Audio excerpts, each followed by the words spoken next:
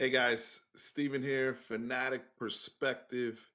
Tran, Merry Christmas, Happy Holidays, Happy New Year, all the pleasantries to you, brother. Here we are getting ready. This is probably something we've been looking forward to doing for a while is previewing this Texas team for a playoff game. And we have the pleasure to do that here. And I wouldn't want to do this with anybody else. So, Tran, what's up, man? How you doing? I'm doing great. Happy New Year. Merry Christmas to you as well, my brother.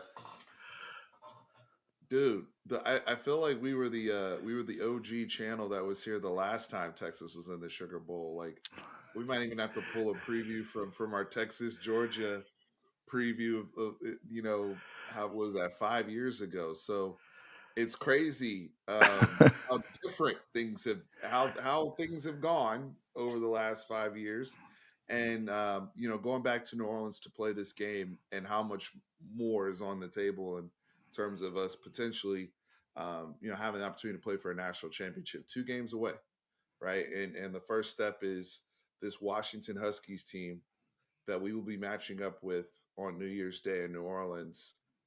Tran, this is a heavyweight fight, man. It is. Washington 13-0, Pac-12 champs, beat Oregon twice. This is a team under Kalen DeBauer that's only lost twice since he's been the head coach at Washington, which is remarkable. He's done hmm an insanely good job there, up in the Pac Northwest, and this is a team that we also faced last year in the Alamo Bowl. Chang, you were down there when we played this Washington team in the Alamo Bowl a year ago, and I feel like there's a lot to take away, maybe schematically and matchup wise, from that game, but so much has changed, right? Over the last year between these two teams. How do you see it? Just your overall outlook when you think about this game that we'll play on New Year's Day. So when we actually did the college football preview show where the announcement show, not the preview show, where they announced that Texas was going to be in at the number 3 seed essentially through the college football playoffs. I stated that this was the worst matchup for us, but I was just so excited and so hyped that we were playing against, or actually getting to compete for a national championship. This is something that we've been waiting for years, and we knew we had the resources. We knew we had the talent. We just couldn't put it all together. We had everything to make a powerhouse program. We just couldn't put it together. We finally busted through this year, and we made it. With that said, there are weaknesses to our team. We're not a juggernaut per se. And one of our weaknesses that we've seen, and you and I both agree, is our coverage play. That's where we've had our little ups and downs throughout the season, where teams were able to claw their way back on some of the leads that we gained. And unfortunately for us, this team has Michael Penix, who has been at the top or near the top for the past 2 years in passing efficiency rating for a quarterback in college football and passing yardage, and also three really, really good wide receivers that we're going to have to guard for 60 minutes, basically. I know it's not really 60 minutes because, we got to play both sides of the ball. Well, I'm over just the saying course that of yeah. the whole Oh, game, yeah. yeah. Yeah, there you go. But it's not like they're just a passing team. They're very balanced on offense.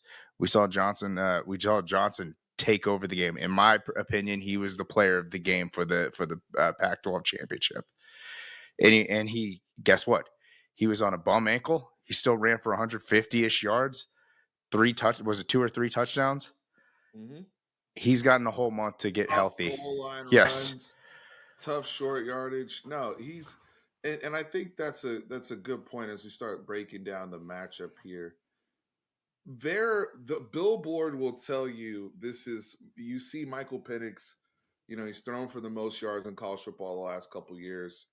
There's a reason, Train, you picked him as your Heisman winner before the season started when we made our Heisman predictions. I'm I was way off. I picked Cade Klubnik of Clemson. That was a horrible prediction. To your credit, Awful the prediction. second week of the season, you said, "Man, I was way off." That's what I know. second I know. week I of the was out season. immediately. After that Duke game, I was like, ooh, that was a Nope, I'm sorry. terrible pick. Terrible. What was I smoking? Yeah, so but you picked Michael Penix. He ends up being the Heisman runner up, right? To Jaden Daniels, which is, you were that close to nailing your Heisman prediction, but for a reason, right? I mean, that was a guy you saw in San Antonio, and we actually defended him. I will maintain this, even going back and watching that Alamo Bowl again. We actually defended it Very quite well. well compared to what he was getting. But there's the ability to hit some of those higher level intermediate to downfield throws, especially back shoulder, throwing posts, able to throw a nice goal ball. He seems to be able to throw the balls that he's throwing. He really is in tune with his receivers because he throws it differently to each of them. Adunze, McMillan, and Polk, he works them differently, but he works all of them, and he works them well, right? And I give Washington credit from this standpoint. Jalen McMillan was a 1,100-yard receiver for them last year in 2022. That kid got hurt in September and did not come back until November. I think the Washington State game, which the Apple Cup. Yeah, he came back to Apple Cup, Hmm. kind of played, and then he was full go in the Pac-12 championship. They basically missed an 1,100 yard guy like the whole season. If you Yeah. really think about it, he didn't Well, he didn't play any of their conference games. So getting a weapon like that back, I think that, when people start breaking down things of, well, Penix, yes, there are weaknesses to his game, which we will talk about here in a second. But if you think about drop off, we got to look at it both ways. We understand the context with our offense. Hey, Quinn missed a couple games. Then the games he came back, he needed to ramp up. That's why Quinn's statistical output is more backloaded to like the Oklahoma State game where he was really, really ramped up, ready to go.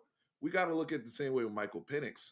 When he was battling injuries himself, offensive line, they had some injuries that they're getting right, and they get back Jalen McMillan. So both of these teams are benefiting from the time off. That's why I think this is going to be a really good game because there's pieces coming back. Texas, we needed this rest. We're not going to get back Jonathan Brooks, hmm. but Cedric Baxter needed some extra time. Xavier Worthy. Xavier Worthy needs some time, right? And so Quinn Ewers' arm is going to be as good as we've seen with the additional time and treatment that they've had. So both teams are benefiting from this trend. I will say this though, as we get to the tail of the tape, coaching wise, if I were to, if I'm gonna do some quick breakdowns. Coaching wise, I'm gonna say it's even. Now that may be the Texas homer in me of making it even because somebody could say, "Hey, Steve, Kalen Bowers only lost 2 games. He's undefeated. How's he not have the coaching edge here? Good Hey, question. he A good beat question. Sark last year. I, How are you not ooh, giving the ooh, edge to Kalen? ooh. I Tran, go ahead. We have coaches that have coached in the college football playoffs before. They haven't. It's a different game to prep for these, honestly, and they have that mental fortitude to actually go in there and prep and understand what they're looking for in terms of championship games, championship caliber preparation. And I think that's where it evens out in my book. I agree with the people that said, "Hey, they beat them last year. He's only lost 2 games." Those are fair points. However, you're preparing for the Alamo Bowl as opposed to everyone's attention is, hey, we're focused on this game because so we can get into the national championship game. And the only ones that have proven that they've been to those national championship games are on our staff.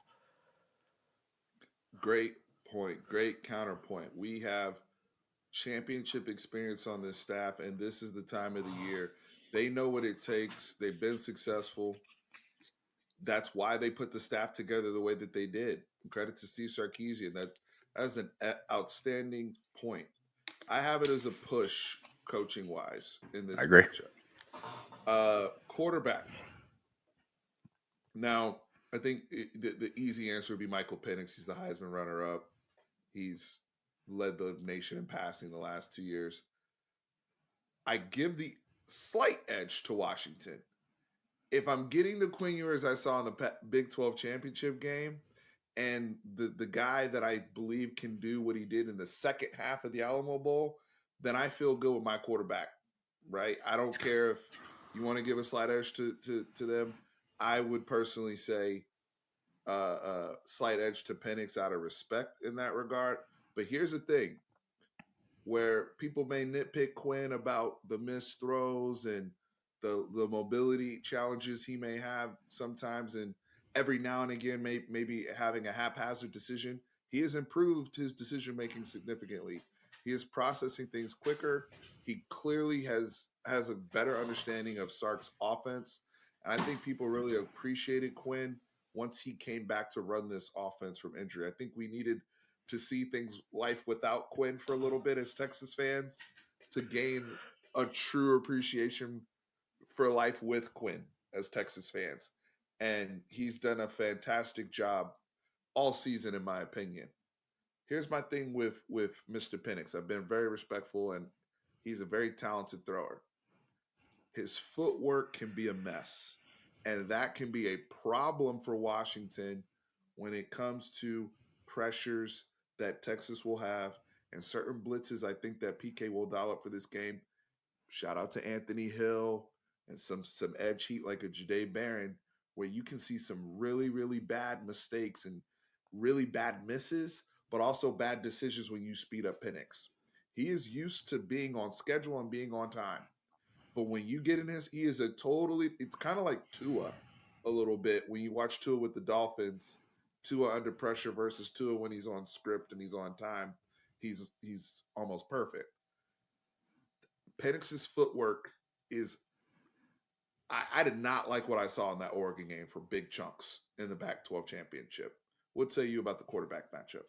So I agree with you. I give Penix the slight edge here, but one counterpoint that will for my argument for our guy Ewers is you said the second half of the Alamo Bowl he was on fire.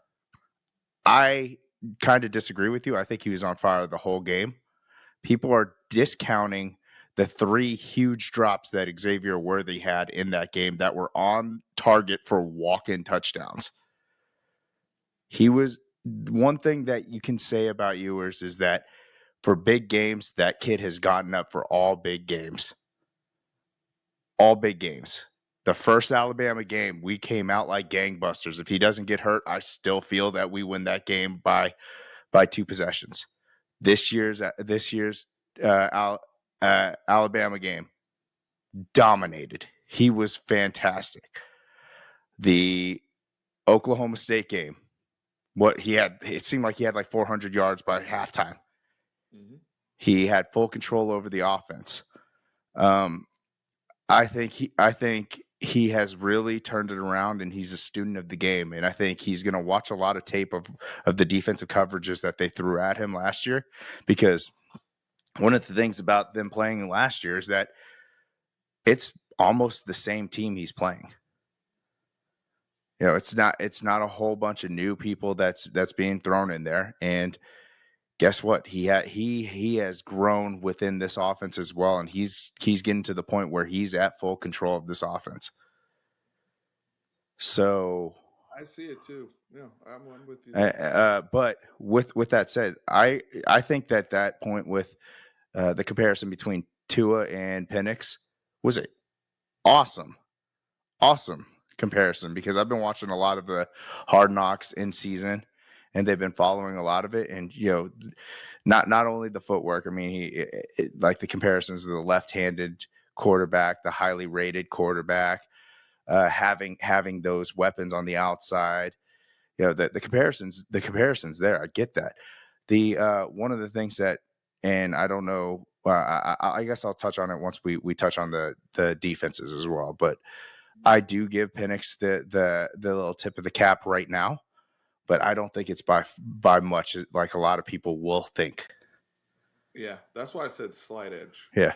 And again, somebody may objectively watching college football say, "Nah, Steve, y'all are tripping." But it's just based upon, like Tran said, what we've seen from Quinn in the big games, and this is the biggest of stages.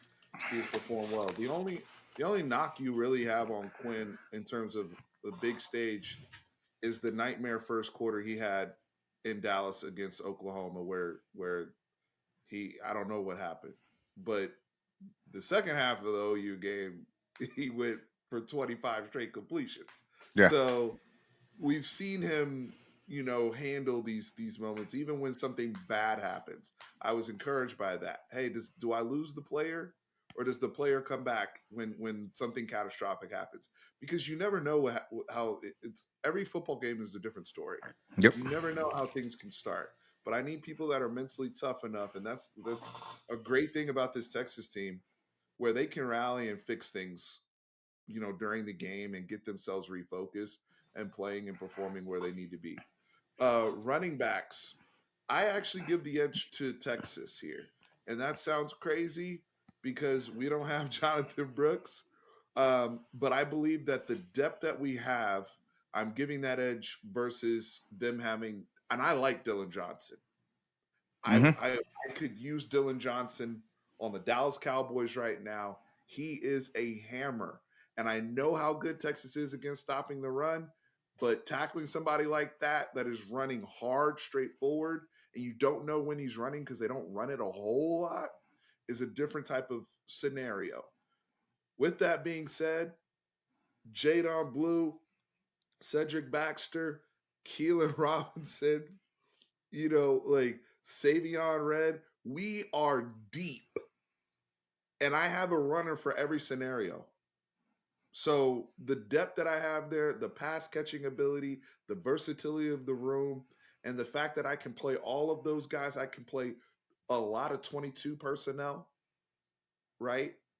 20 personnel. The personnel groupings, to me, that's what gives Texas the edge in terms of the running back matchup here.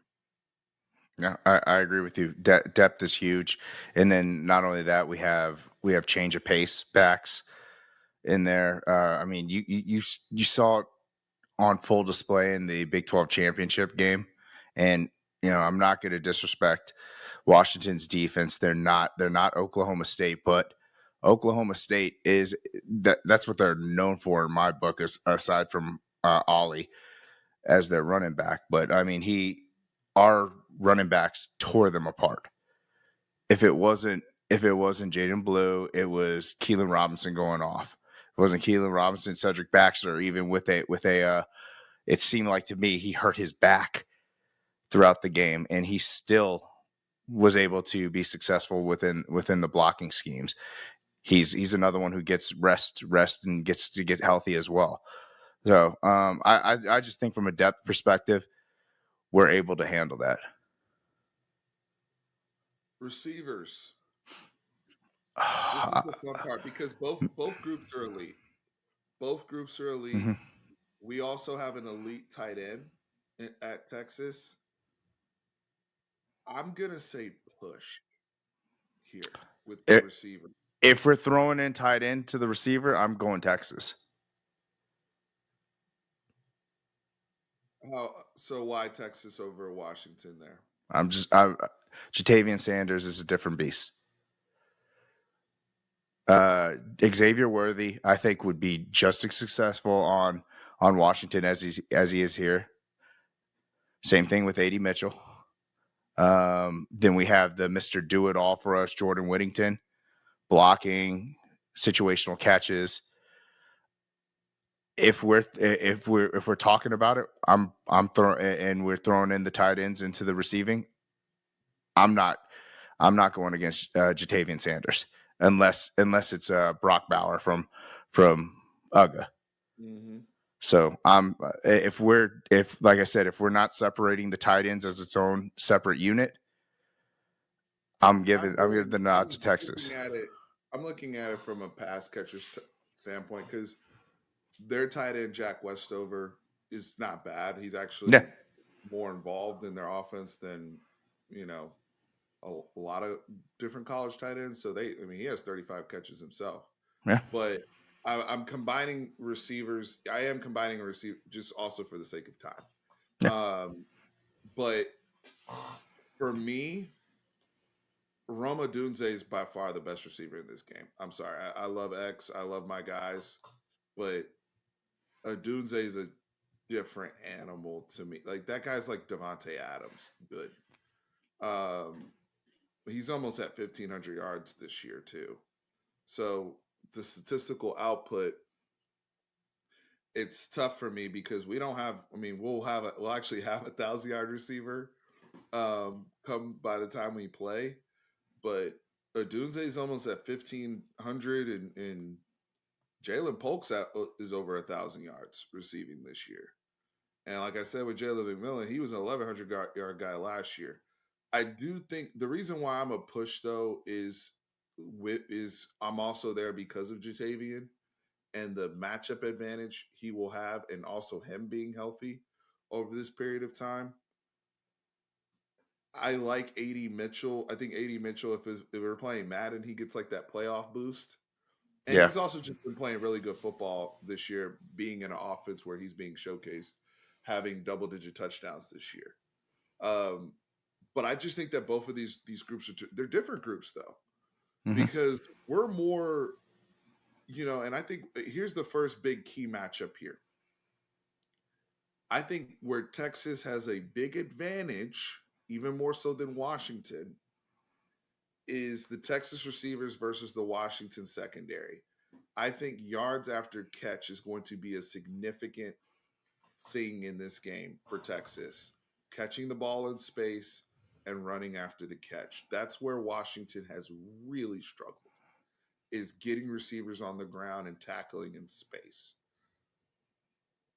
Versus Washington guys are the contested catch gurus. You can have I don't see we don't have people like to that degree that are making contested catches back shoulder on a consistent basis. Now I do wish we would throw it like that more and do some of that stuff because I think they're capable. But that's something that Washington specializes in. So how they're used is different. But I actually trust our secondary against the Washington receivers more than I trust Washington's secondary to guard Texas. But I'm going push just because of how dynamic the receivers are at Washington. Trent, you're going Texas gets the edge here. I'm giving just because Jatavian Sanders, and that's like you're talking about. You're talking about the guy has 35 receptions.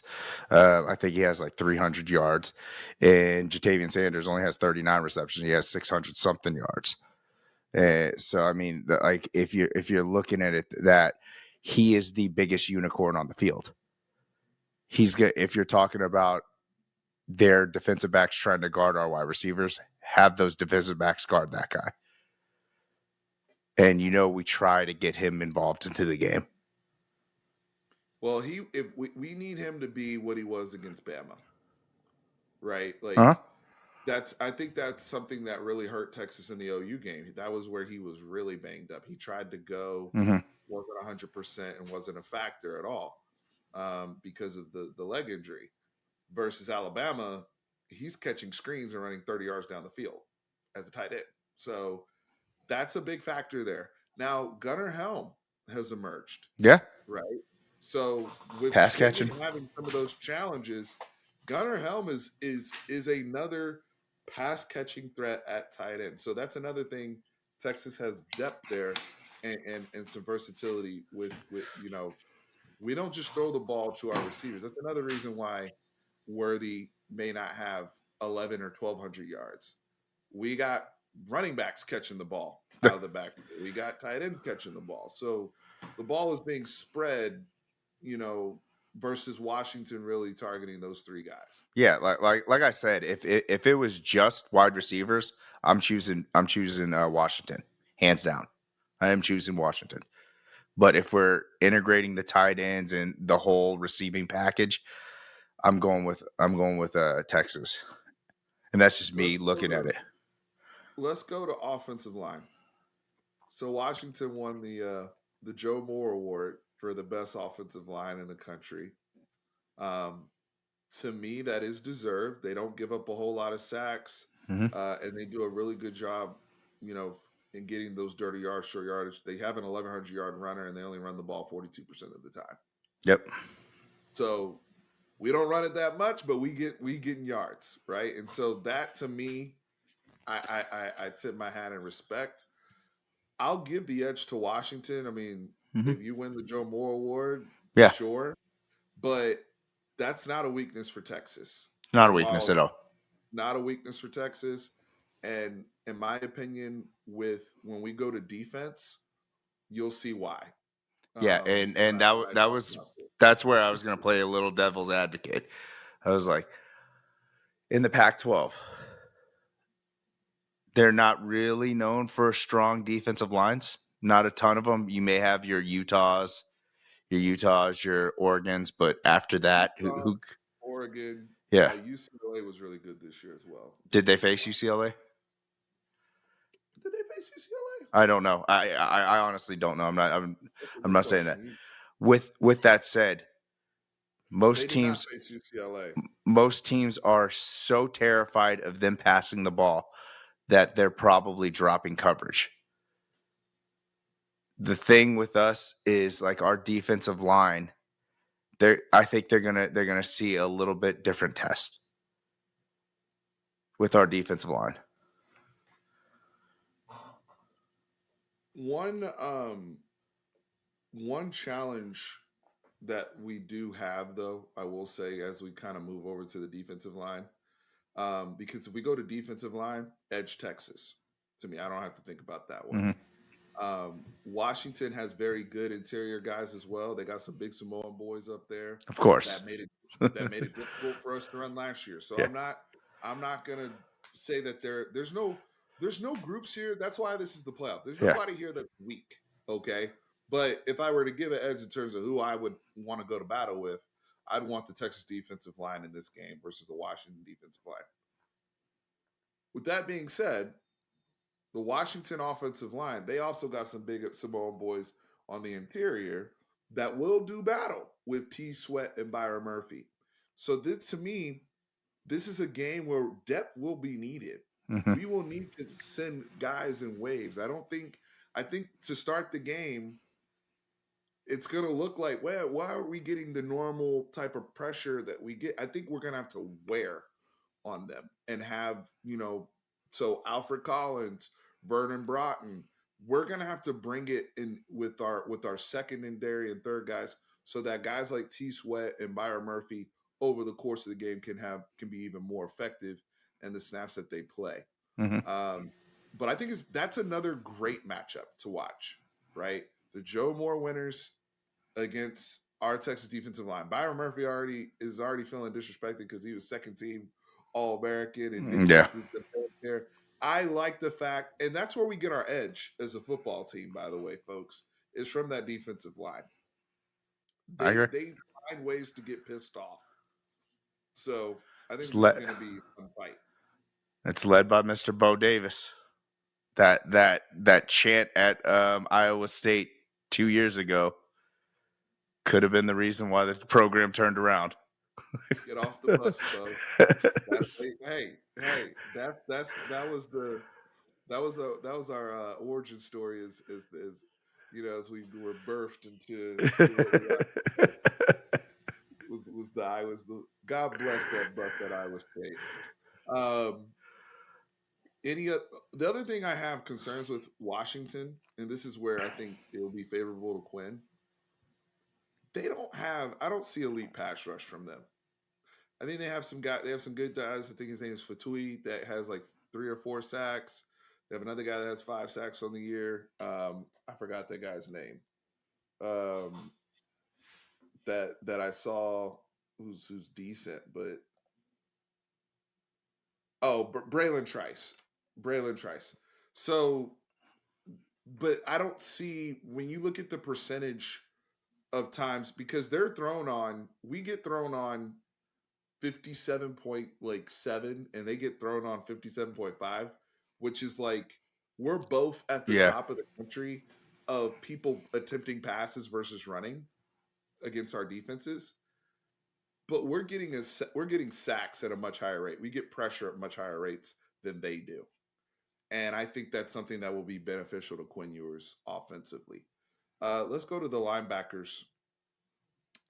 I'm going to give edge Texas. Um, I think Jalen Ford and what I have between Anthony Hill, David Benda, you know, the rotation of guys that I can utilize in there.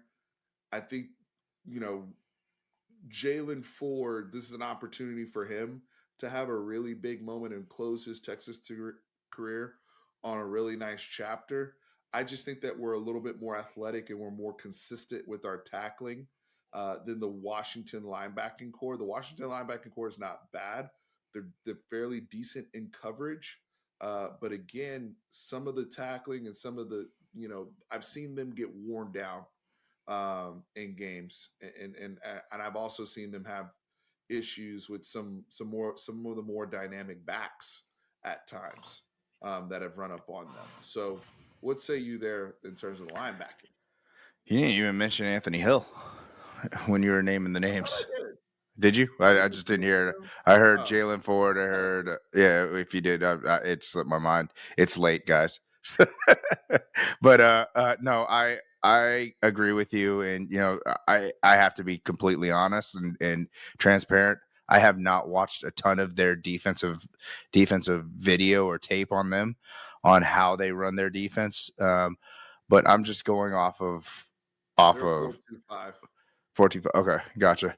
But Anthony Hill is going to be something special. We know what we have in Jalen Ford, and just the depth that we have. It's not a huge drop off if we have to rotate guys in. And like you said, like you said, we're gonna have to. It's gonna be attrition. It's gonna be law of attrition. Like the team who can play at a higher level with their second team in there is probably going to be the team that wins.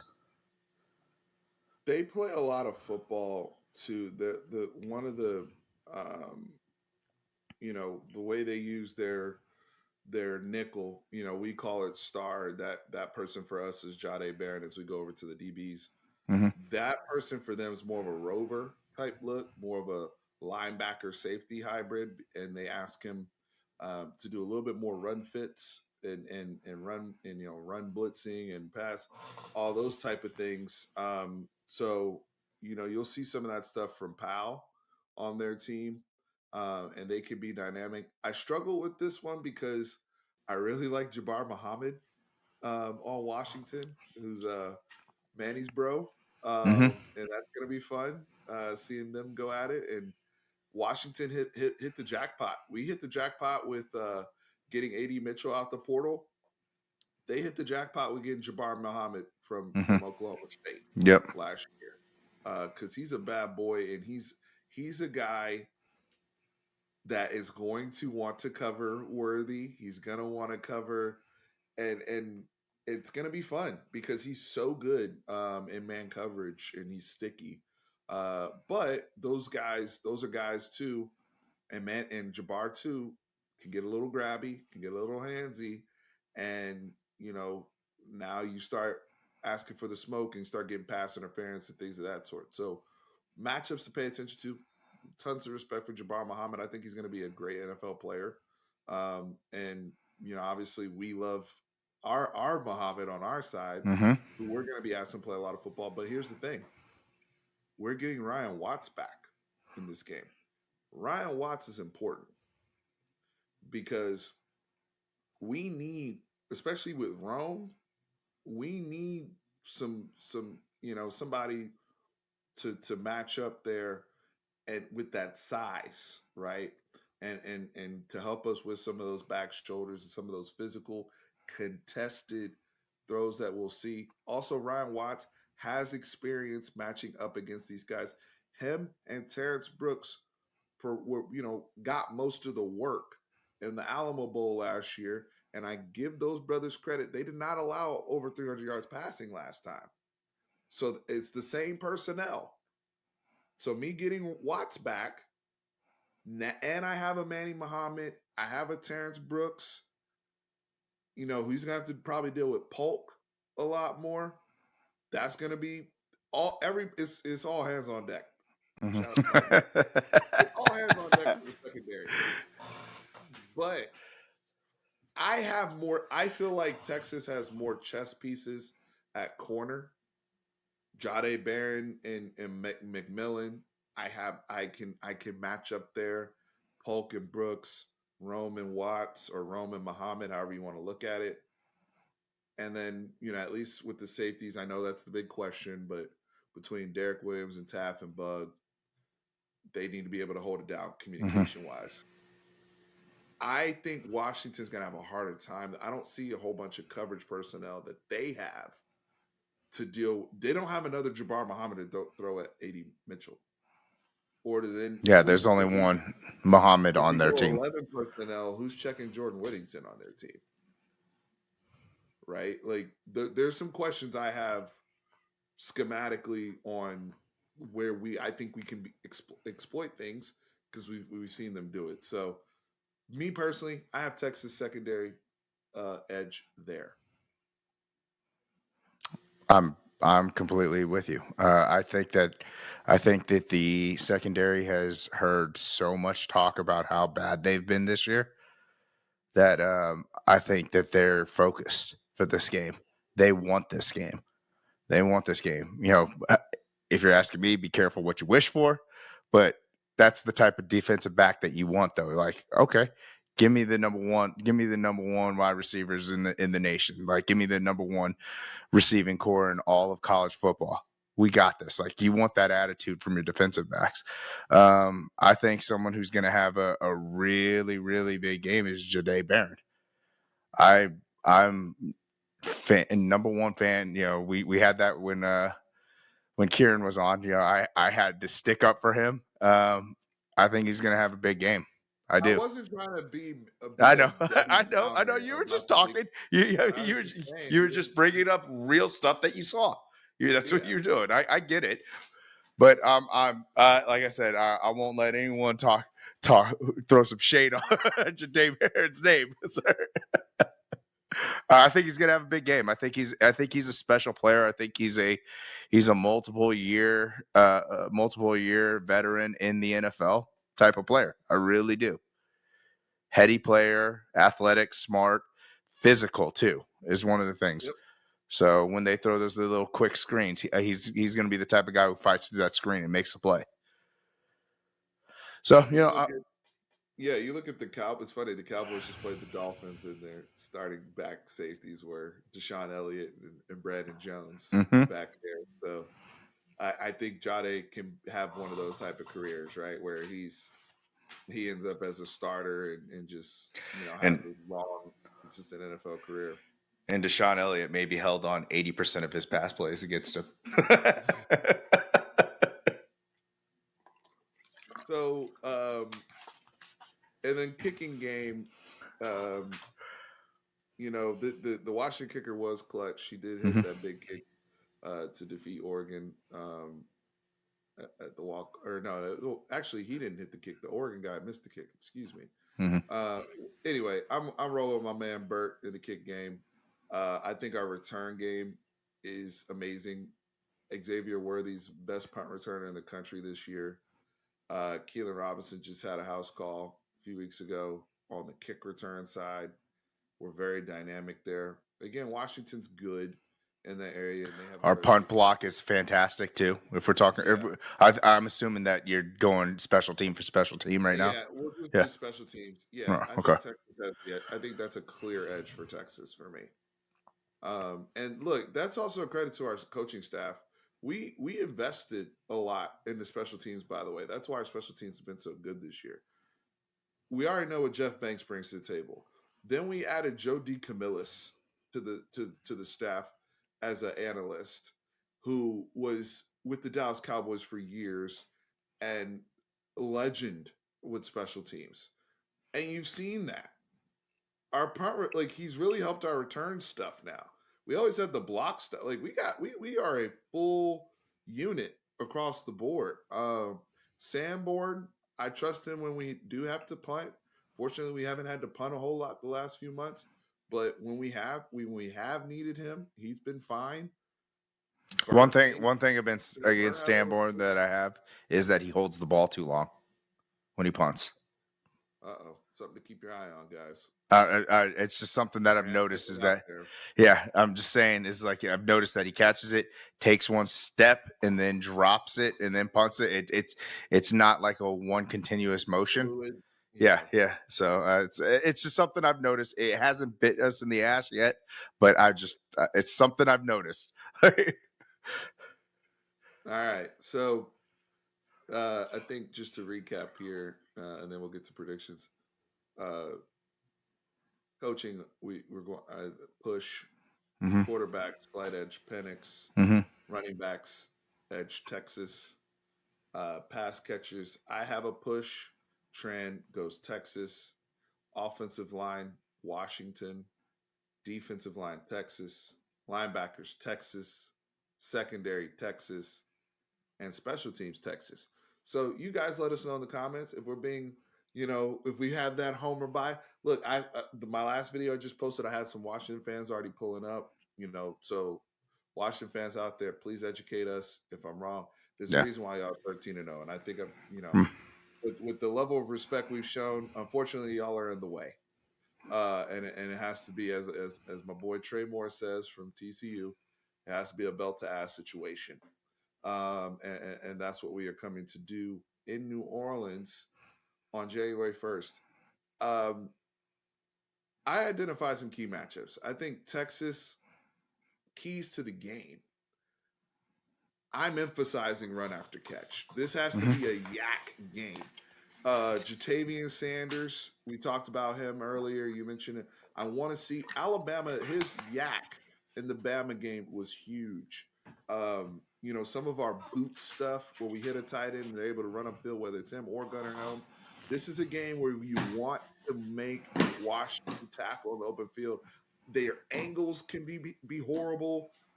The stuff they give up, sometimes they just don't even they look like they're playing flag football out there at times. Other times they want to hit, but sometimes they don't want to hit from what I see. That's just what I see on the tape.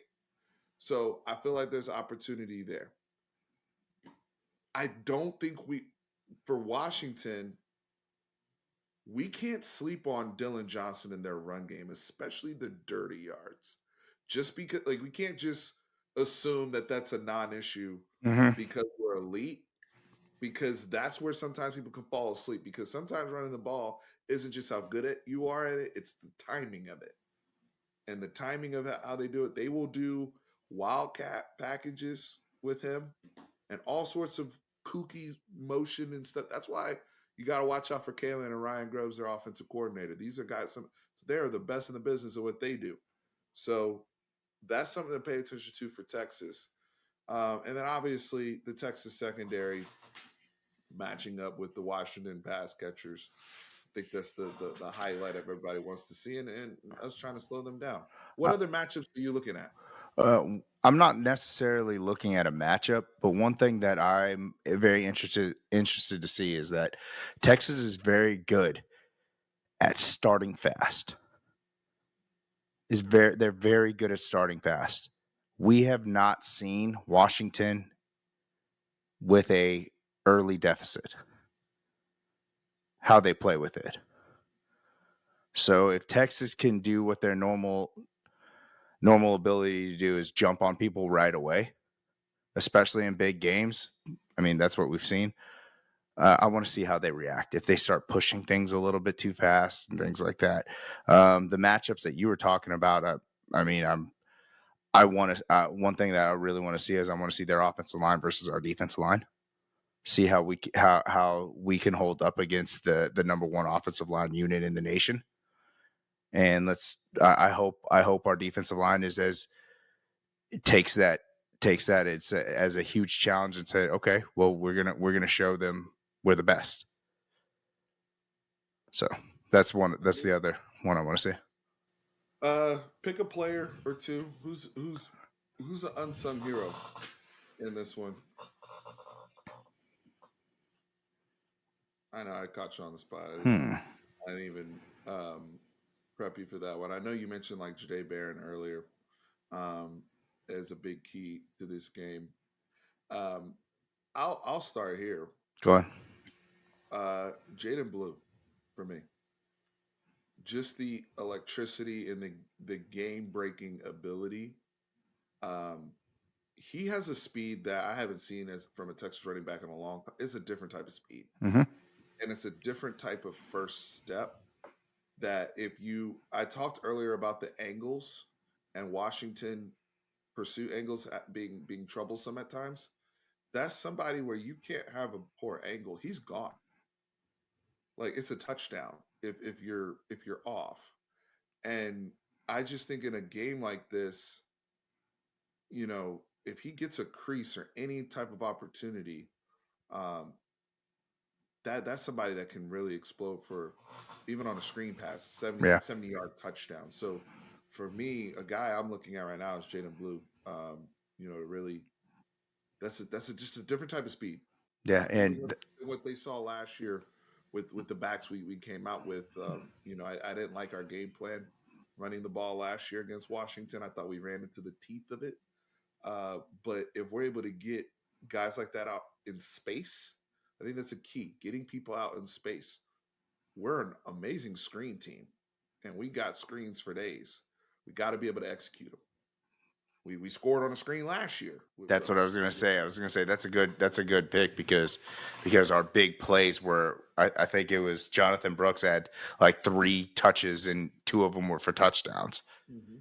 So I mean that's a damn good pick, honestly. If we're talking about offense for me, I think unsung hero has got to be Jordan Whittington. I think he's going to be the one who gets the scraps. He's gonna I like want to that. get. If you're talking about yak, he's going to be that guy who gets that yak over the middle and just get move the and it's his 5th year and he's always wanted Texas to be top of the mountain and he's going to go all out for this team. He's going to lay it all out. Defensively, I already said Jade Barron, but he's been an X factor all year for us. I'm honestly going to say Anthony Hill. I think his speed, his change of pace speed, where it's kind of like he's reading the quarterback's eyes. He's very good at it, and then just coming on a delayed blitz, just downhill. He's been so amazing at doing that all year, and I think it's something that I don't know if Penix has faced someone who has that type of ability that he has. It makes you. It makes. And he has. That's a guy too. We got to be careful because with the officiating, but that's one where if I'm PK, I'm gonna send a heater probably early just to. I want you Let to him feel it. feel it. Just feel it. If you don't get home, I just want you to feel it Yep. because at some point you're gonna start speeding yourself up, and I don't think. I don't. That's these additional chess pieces we have now. Manny Muhammad, Derek Williams, Anthony Half Hill. game only. It's You bullshit. know, yeah. That I mean, luckily we have a good rotation to where hopefully that doesn't kill us. But that group, um, I like the Anthony Hill pick. Tran, who wins the football game? Sugar Bowl final Sugar Bowl prediction. Texas Washington. So I'm gonna go with it's hard for me to say this because it makes me look like such a homer. But I'm gonna go with Texas in a very close matchup, closely contested matchup. I just feel I just feel like everyone's been talking about Texas not being there, not supposed to be there, type of thing, and they're probably just hearing that constantly. These young kids, and they've proven to me this year that when people are doubting them, like even I was listening to the Big 12. If y'all don't know this, Sirius XM has a Big 12 network on there. All of them were saying Texas is in for a rude awakening when they play Oklahoma State. They were saying like Oklahoma State's a different team. Mike Gundy knows what to do here and there, and then of course we go there and stomp a hole in their ass. They've been hearing all the stuff that we don't belong there. The Alabama game was a fluke, etc. Things like that. I think that they are going to come in with a. They've been hearing that. Oh well, Washington beat them last year in basically Austin. So it's going to be a little bit of the same thing. I think we're just a different team this year, honestly. I really do, and I'm going to say something that's going to maybe make you smile, but I think I think the advertisers want Texas, and I think they want a Texas Alabama rematch. I think we have a nicely set up for a Texas Alabama rematch because ratings are a lot. Ratings are everything in this world. That's just me. Tran said the script is the script. I'm not saying it's script, I'm but not I'm going to say joking. maybe favorable call here or there for Texas. Oh boy. Hey, you already. I'm not touching that one. Yeah, you don't have to. I will. I'll do it for you. I'll leave it open to interpretation. Um, but did you give a score? No, I didn't. I think I'm gonna go uh, 35-31 Texas. 35-31 Texas. Mm-hmm. Okay. Um, I'm in this very similar boat as you. I've already. If you guys watch Bleacher Report, you Wait, already know my. hold up. You heard it here first. He agrees with me that it's gonna be fixed. The fix is in.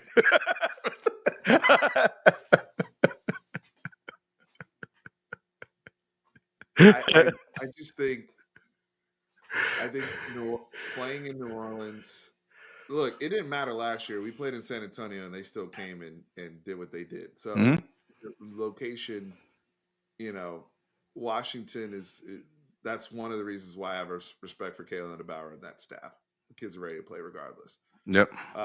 But I do think that New Orleans, the energy is going to be different because we're playing for an opportunity to play in the national championship game. So honestly, like the locker room talk and the clipboard stuff, that to me is like to get you through the season and to get you to keep your eyes focused on the prize. But this is why you're here. You shouldn't need that at this point. Like this is literally, you know, the main course. This is why we're here. The other stuff, you have to use things to keep your mind focused through the season, and especially when you're playing a team that you don't maybe not respect the most or anything like that. The respect is here. They're on the revenge list. They're on the hit list. We've gotten revenge against all these other teams. The Hateful Eight. Sark, like the damn Grim Reaper, crossed all of them off. And Washington, you on the list too. That's all that needs to be said. And so now you guys just have to go and execute and utilize the personnel that you have. I think this is going to be an outstanding football game. I do too. I think it's going to be a very. I remember Washington, Oregon, part one. I said in terms of execution was one of the best played college football games this year in terms of like actual good football. Like I'm like okay, this is like NFL level type stuff here where there's not goofiness going on where you're just like oh that guy's clearly way better than everybody else. No, it was a chess match. It was high level coaching, high level adjustments, and I think we will see the same thing here in the Sugar Bowl. I have Texas coming out on top as well, as you saw on Bleacher Report. Here's the thing: I like Texas in all the key metrics. Uh, Tran pointed out championship Sark and that staff. I think we've already seen the benefits of that in the Big 12 championship game and how they closed the season knowing what is in front of them. I also look at Texas defensively is the number one team in college football in third down defense. They only allow 25%. 25%. And I think that's enough to slow down Washington. You know, they convert third down at 47 something percent. It's really good. One of the keys to that, and to have a high third down conversion rate, is to have a lot of third and twos, third and threes. That's how you have a high percentage. So they avoid third and longs. Texas has been really good at creating a negative play on first and second down. And that's how they've been. And so I think Texas is equipped to do those things, forcing them into third and eights, third and nines. And now Anthony Hill and some of these guys can hunt and be a little bit more aggressive. I have Texas winning 38-34.